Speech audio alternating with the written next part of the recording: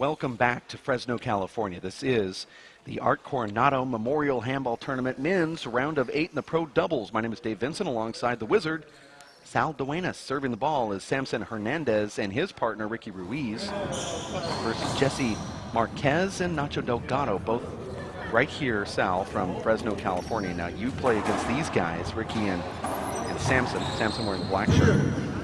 And you have played against Nacho Delgado. I'm not sure if you know much about the game of Jesse Marquez or not, but...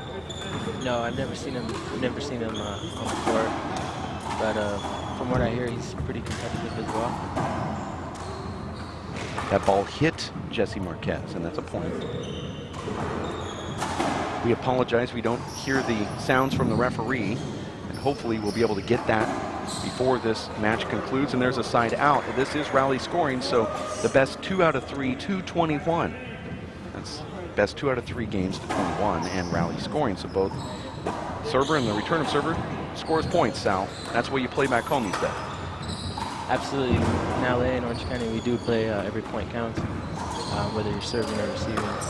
And you like to see it, I'm assuming, here in these big marquee matchups and tournaments. I do, because it makes you really work for each point. And I know that Nacho Delgado isn't really accustomed to that, but from the last games we've played, he's been doing good with it. So he might not be accustomed to it, but the fans are starting to like what they're seeing as well, because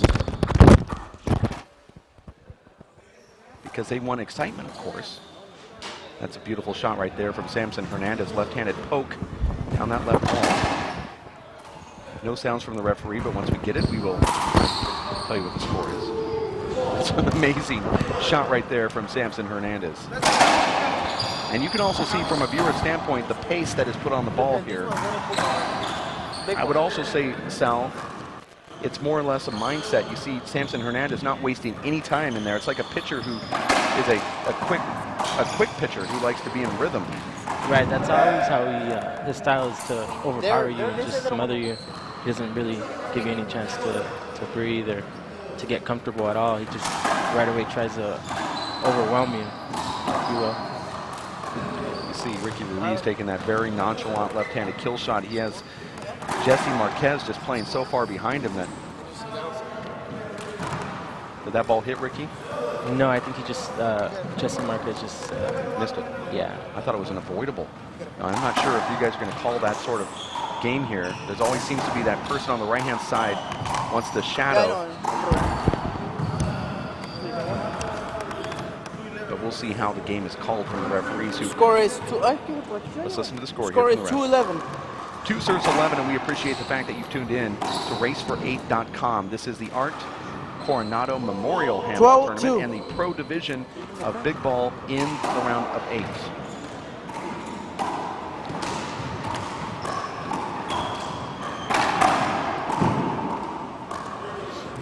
And you can see that. Score is 13-2.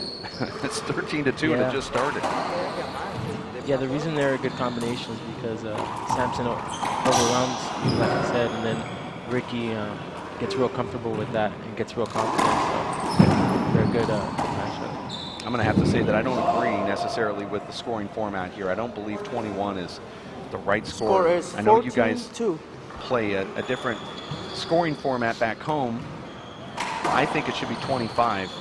3 games to 25. We can see right now at 14 scored in 3 minutes since we went live, and this game's almost over.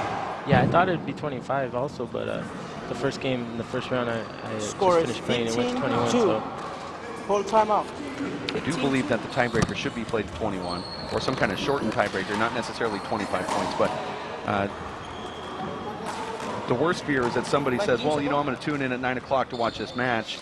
I'm 5 minutes late. What happened? I'm already here in the second game. You see the timeout called from Nacho Delgado and Jesse Marquez, both from Fresno, California. Samson Hernandez and Ricky Ruiz from Southern California. Ricky from Downey, and Samson is from Hawthorne, California. Now you, Sal, you're working on your acting career, trying to get your SAG card, and also doing some modeling. Something. And I know you're working on a reality series, and you've always got something in the works that feature a camera and some type of audio. What's going on with you right now? Do you have any sponsors you want to talk about? You know, just right now, a lot of family and friends have been helping me out. 15-2. Nati Alvarado helped me out in the past on a few occasions. We went to Italy and a few tournaments at the Simple Green tournaments. So he's been really helpful with me as well. 16-2. Trying to get some wins, you know. So Well, let me tell you a little bit about Nate Alvarado Sr. He is now playing big ball exclusively. A lot of people probably don't realize this, but the greatest small ball player of all 17-2. time, who's got 11 national titles, is now playing big ball exclusively in a four-wall court. Wow. And this is interesting because a lot of the old heads are not progressive enough to 18-2. want to change from the small ball to the big ball, or they're not progressive enough to realize that this is the future of the game. And Nati Alvarado has, and you're going to see a lot of support this next year at the U.S. Open. Now, I know it happens right near the World 19-2. Championships, and I'm not sure exactly what they're going to do with the U.S. Open this year, but do you get a feeling as a prominent big ball player, that the sport is just about ready to explode? I think this year is going to be 20 twice as big as servants last too. year, especially with Nati, you know, coming forward with all the help, and he's pushing the sport. And for him to realize it, I mean, that just goes to show that him, you know, he's a veteran, so he's really recognized it as well. That is the final of the first game, 21-2. Those last 2 points, which weren't updated on the scoreboard. No offense to anybody back in the booth, but that just happened so quickly. It was just within 10 seconds, 2 points were thrown up there on the scoreboard. You're watching the racefor8.com, and we have in the booth Sal Duenas as we watch Samson Hernandez and Ricky Ruiz just stay on the court here as they want to try to get this one over with. Now, the sport is about ready to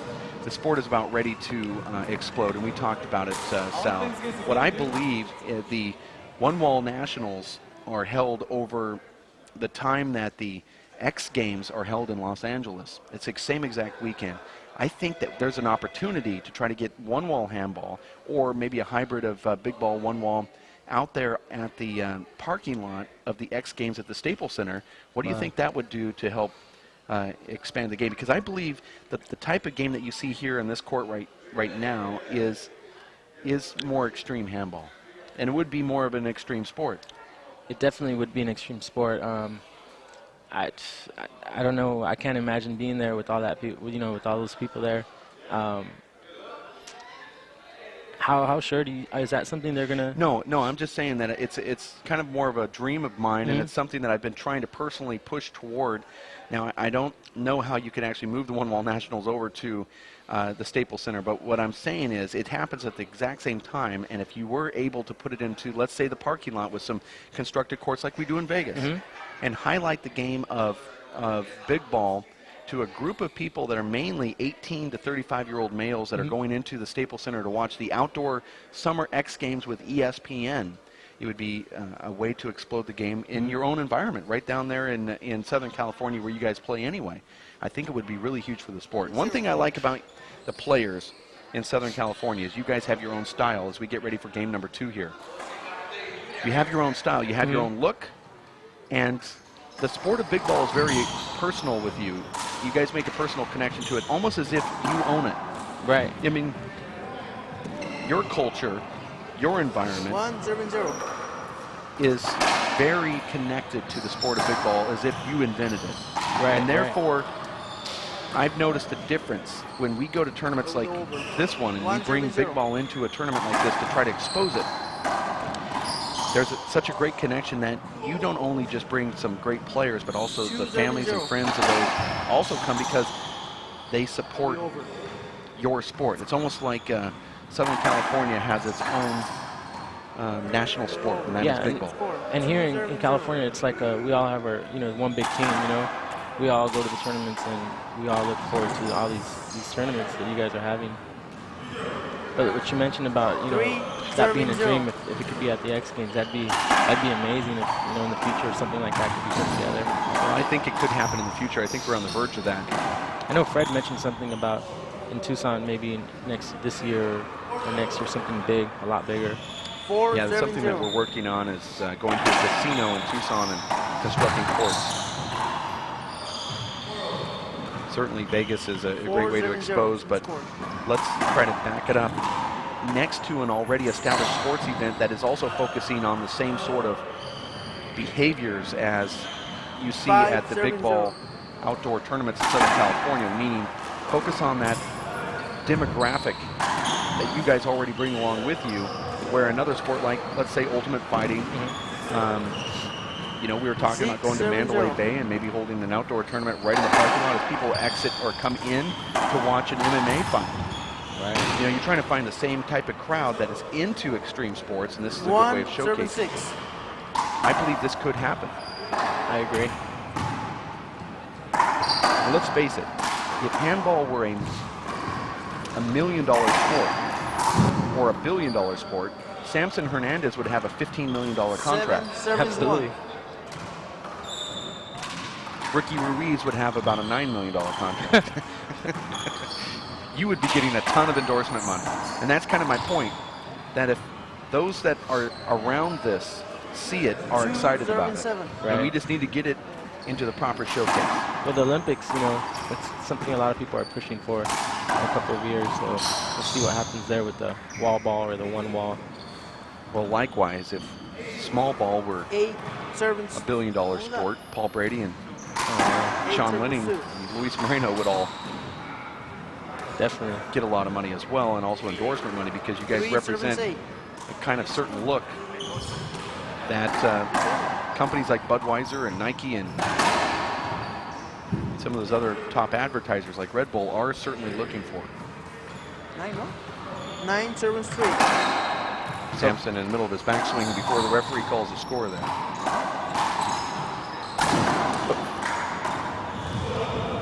Okay. We have no referee, we just have a guy saying the score for us.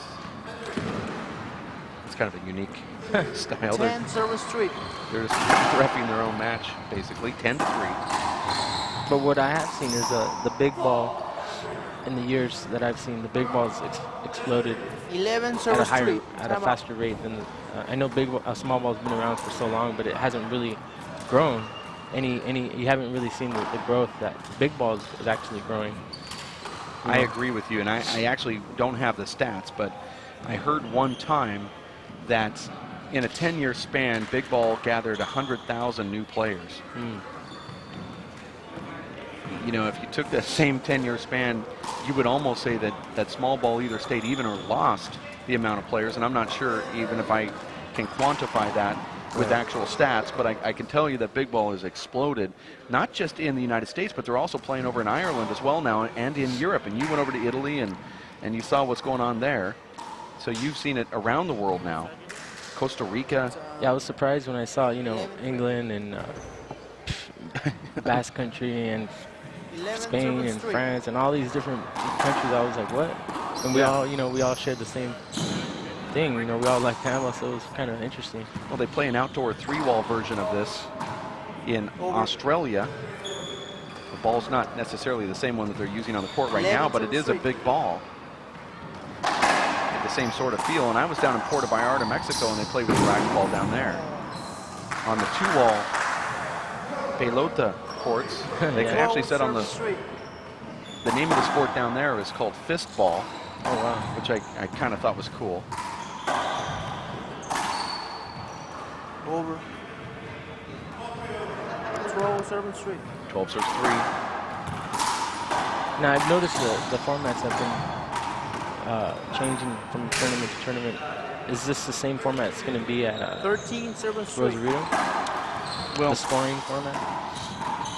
We have the luxury of tweaking things to try to make it available, a little bit more available to the viewers, the players. What we found out is that you guys bring very deep draws where you're playing multiple rounds in one day. Sometimes you're playing multiple rounds in over a 3-day period. And what we're trying to do is make it so the competition is competitive all the way to the very end. You saw in Vegas that Gabino Velasquez was very beat up. Yeah. He's more of like an acrobat when he plays handball, and we really want to see a guy like that not beat up in the finals or semifinals of any of his matches. And the reason why he was beat up is because he's diving on cement floors and playing multiple rounds of handball. So tweaking with the format to help the players stay competitive so that it'll be perpetual, that the fans at home and those in the stands will also find it still enjoyable and not 15 servants free. no bang for their buck. But also changing the format so that if we do get this on TV, we don't have these 2-hour matches. Right. And TV, I'm telling you now from knowing a little bit about TV, you simply can't. This is not Bomba way. You simply can't have 2-hour matches and try to expect to get on TV. That's what the Super Bowl's for. We need 35-minute matches. Right, and the rally scoring, I think, is the way to go. So we're just tweaking it, and we take your guys' advice and your opinions on that, but we have to also look at what the TV stations want. They want a red ball because it's easier to see it on camera, and you can witness that right now. A lot of players like to wear dark colors. The blue ball mixes in with the clothing. It's hard for the viewer to see it at home. So we're tweaking for TV, but also trying to maintain the integrity of the tradition of the sport of handball. Rally scoring is what you're accustomed to back home, and that's why we're also going that direction. But we've also noticed a different intensity too on the court, which is kind of a surprise and also nice. And let's just be honest, we went to small ball rally scoring because of the intensity that you guys have in the big ball court. So you taught us something. Now we're instituting that in the small ball realm, and it seems to be much more exciting. Yeah, and the small ball matches that I've seen were unbelievable. A lot more exciting than the other ones I've seen. It seemed a little bit more big ballish. Yeah. Yeah. So you guys have taught us something. Now we're going to try to tweak it. I believe 21 is too fast, but 18. in big ball, I think small ball could go to a 25, 25, 21, and big ball could do the same. And it's exciting because you could miss the ball, and it's a point for the other guys. So you really have to be like on double alert, you know. Well, what we found out, and I'm doing a lot of talking here, but it's early. I'll slow down later in the day. But what I found out is that the one coming in from the serve, the return of serve, gets the point by coming in. They automatically get built-in momentum. Absolutely. It's like me handing you a $5 bill when you're broke. You kind of go, whoa, I could turn this 5 into a 10 if I play my cards correctly.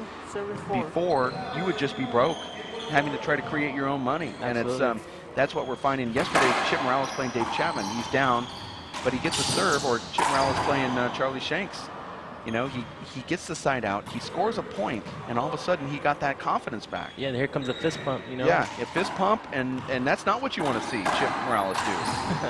You know, you don't want to see anybody do that. And here's game number 2 now in the books with Samson Hernandez and Ricky Ruiz defeating Nacho Delgado and Jesse Marquez. That's the upper bracket men's round of 8 early here in Fresno, California, as we get ready for Dave Chapman and Luis Cordova versus Shorty Ruiz and Joshu Tellez. Now tell us about Josh and Shorty Ruiz on this big ball 4-wall court.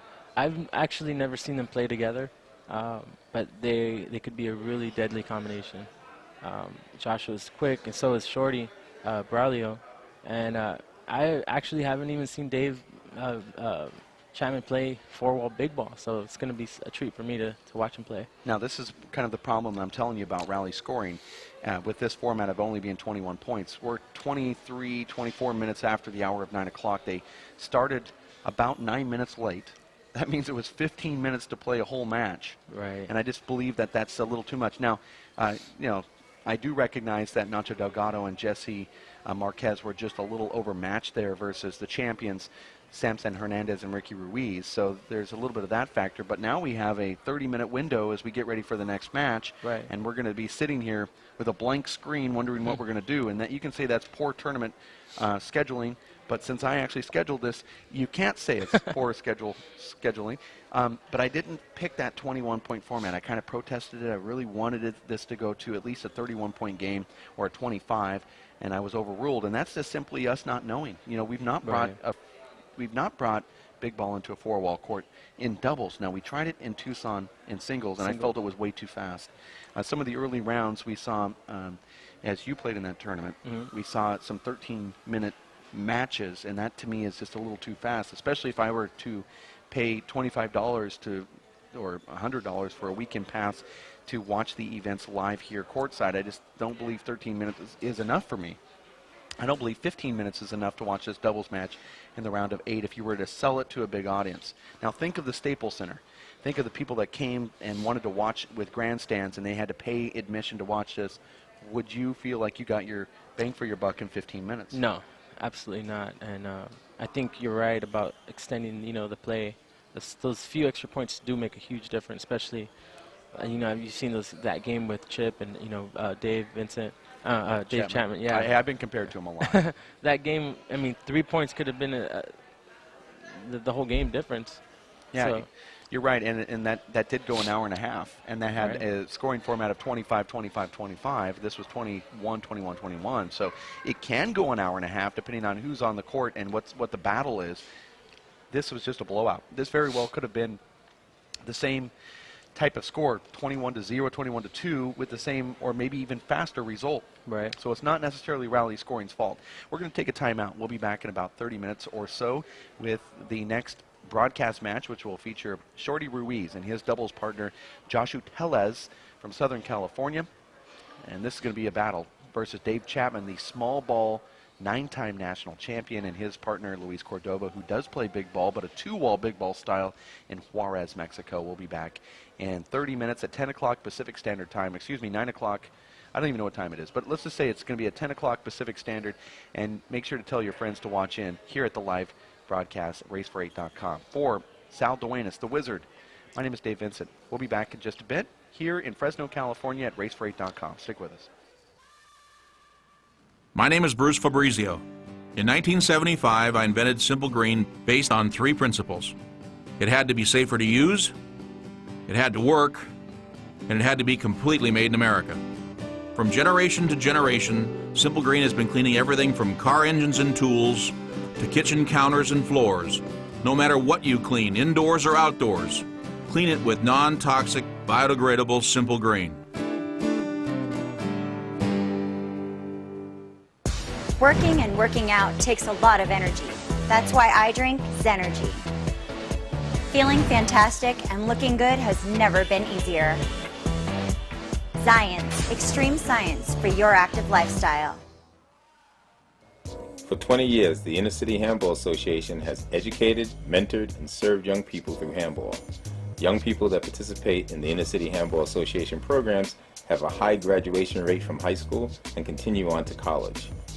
Inner City Handball teams are good athletes, good students, and good ambassadors for the sport of handball. We need your help to continue our work. Inner City Handball Association is a registered 501c3 tax-exempt charity. Please donate today. Thank you.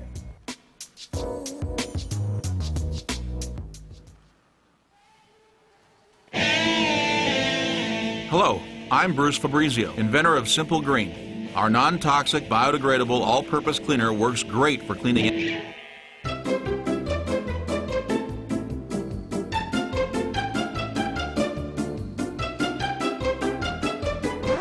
Thank you.